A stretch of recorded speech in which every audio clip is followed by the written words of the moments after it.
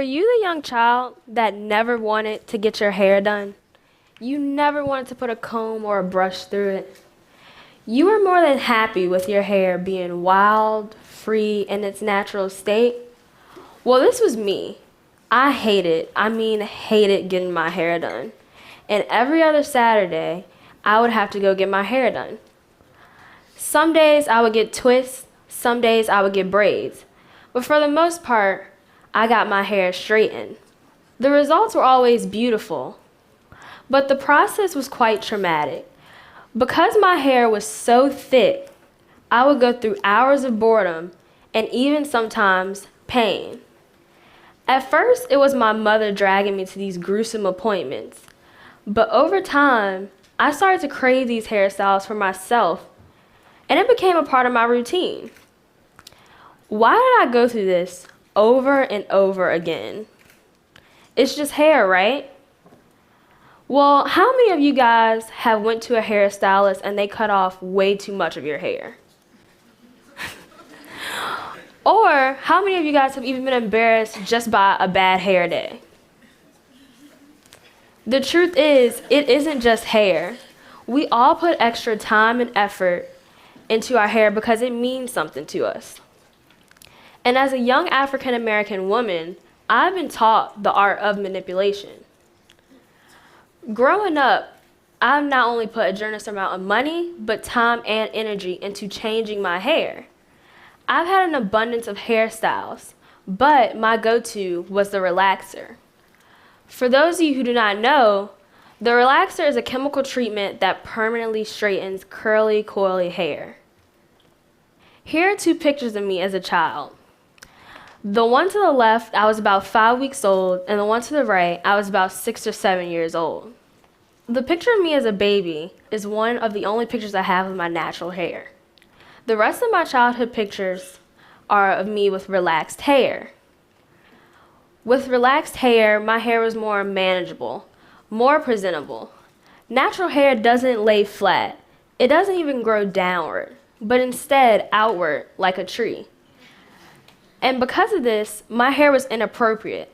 And I never questioned this fact. It was just something I knew to agree with. Now, I always knew how to maintain my hair in these hairstyles, but I was never taught how to love the hair that I was born with. And I believe that is the main problem. You have to love parts of yourself in order to love your whole self.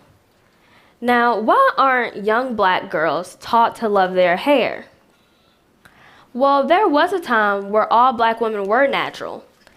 They didn't have access to chemical treatments or tools to straighten it. There were kinks, curls, and coils all throughout their hair, until someone told them that it wasn't beautiful. Not just someone, but multiple people. As much as we hate to bring it up, slavery created a Eurocentric standard of beauty. This means that only Eurocentric features were deemed beautiful, such as light skin, pointy noses, and last but not least, straight hair. Black women gave into this false pretense and decided to create some solutions. Although previous methods were used, the hot comb became one of the most popular methods to be used, which is kind of comparable to a modern flat iron. But then, the Holy Grail was discovered, the relaxer. This product swept African American consumers off of their feet and started flying off the shelves. Not only did women use this product, but men did too. I mean, y'all, James Brown had a relaxer. This compliance to altering our own hair contributed to the underlying hatred of natural hair. And now, African Americans were brainwashed to believe that their own hair was too nappy. It's too wild. It isn't thought to be long enough, or even in some cases, professional. It isn't good hair because of its texture and thickness. Now, even today, I hear fellow black women saying, well, natural hair isn't for everybody. Well, what is that supposed to mean? The hair that grows out of my scalp isn't for me? The hair that I was born with isn't for me? As silly as that might sound, the relaxer created this thought. And people thought that it made good hair attainable. It made the impossible possible. Even I got entangled into the magic of this product. With long, straight hair, I was beautiful and accepted.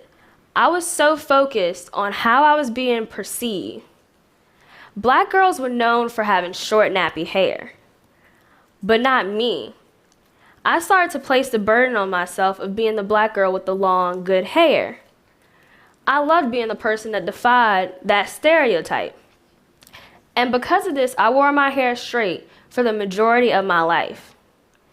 It wasn't until high school that I thought, maybe this way of thinking is flawed. I saw a revival in the natural hair community. Black women were starting to ditch the relaxers. All down my YouTube timeline was natural hair videos. Businesses began to release more products than ever catered to ethnic hair. So I thought, why not switch it up? I'll go natural.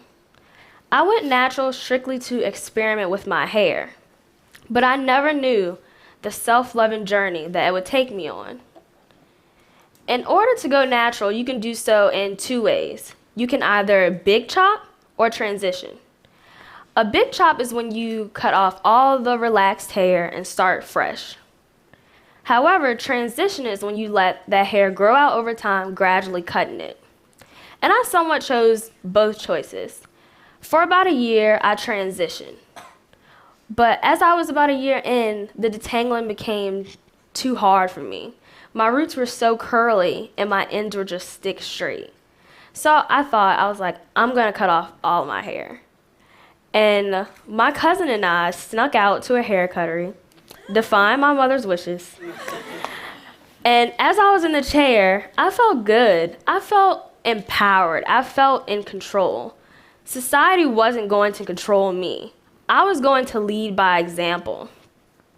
However, as soon as I stepped out of that chair, that amazing feeling soon faded away.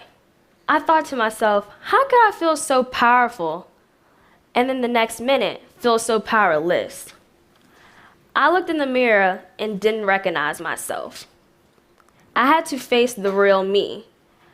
I never knew how much I was hiding behind my hair until that day. I was never an insecure person, but I started to lack confidence.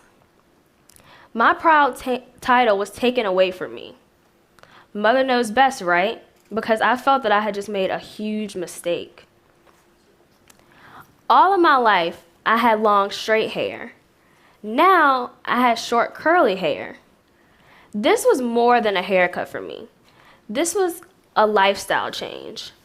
I was no longer subscribing to societal demands, but I wasn't prepared for the consequences of that either.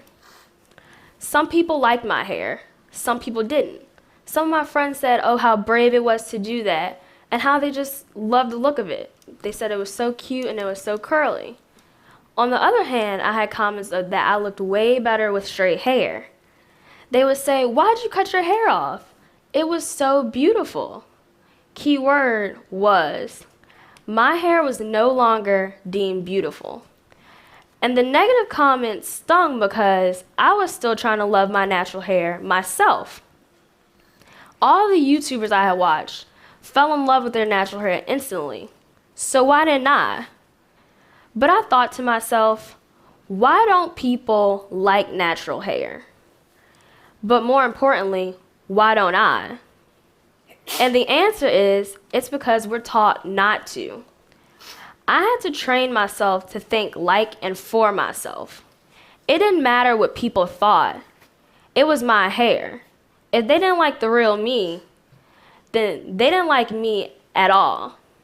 I started to love and accept my own hair for what it was. I love the untamed look of it. The way that my hair defies gravity is something that I think is beautiful. Now I think, why would I go back straight? Why would I ever do that to myself? Why would I fight who I am anymore? I'm not going to do it.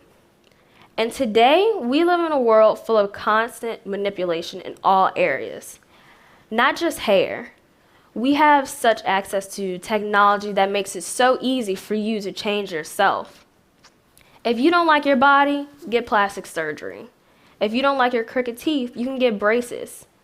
But hair is different. Yes, you can manipulate it, but you can cut it off and start all over at any point in time. And at one point, society is going to try to straighten your hair. It's going to try to curl your hair. Try to manipulate your hair. And it's going to tell you not to love your hair and ultimately not to love yourself. Now, this is how I wear my hair 90% of the time. By no means is it perfect, but it's a part of me. Some days it might be elongated, some days it might be curled up in a little bush. And that is something that I'm totally okay with. Time from time, I will still straighten my hair, change up my look, because I do love the versatility that African Americans have created. There is nothing wrong with changing your look, but the key lies in managing that look. Wear a different look, but don't let that look become you, because you are good enough, naturally. Thank you.